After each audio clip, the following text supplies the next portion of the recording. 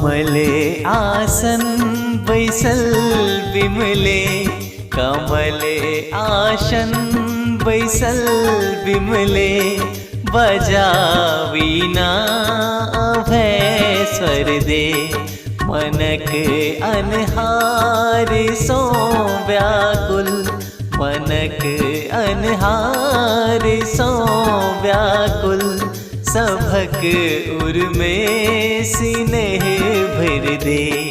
कमले आसन बैसल बिमले, कमले आसन बैसल बिमले, बजावीना अभय स्वर दे।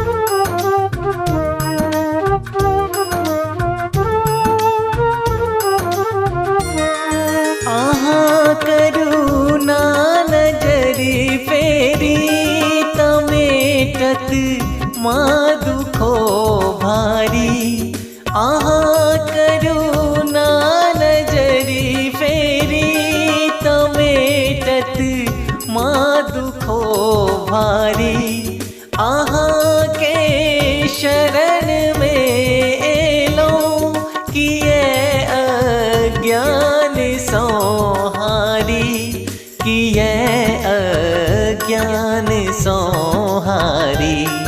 जो बिलेटल भूत पथ बिसरल, जो बिलेटल भूत पथ बिसरल, संहारत के सुपथ पर दे।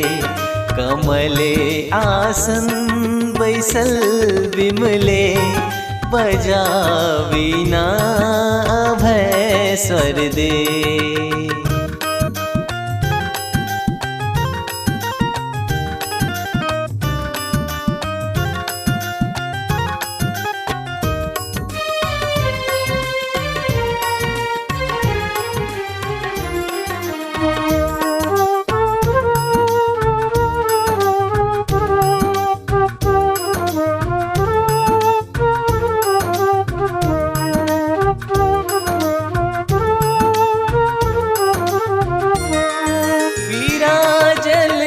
हंस के वाहन धवल पहिरन सजल आनन, विराजल हंस के वाहन धवल पहिरन सजल आनन, गरा मोती के माला सो सुसज्जित छवि सुभग चानन, सुसज्जित छवि सुभग चानन, सतत झंकार वादन सो, सतत झंकार वादन सो, भरल जग ज्योति सो भर दे।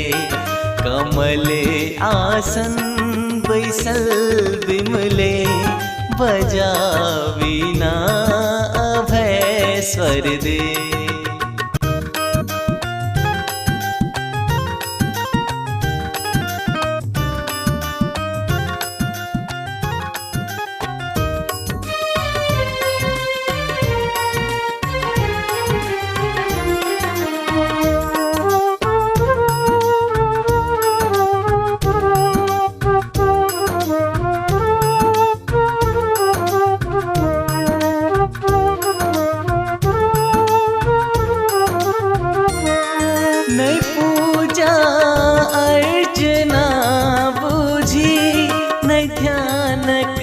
विधि कोनो जानी, नहीं पूजा अर्चना बूझी, नहीं ध्यानक विधि कोनो जानी। दया कर वही जो हमरो पर, तनिर्बुद्धि बना बनब ज्ञानी।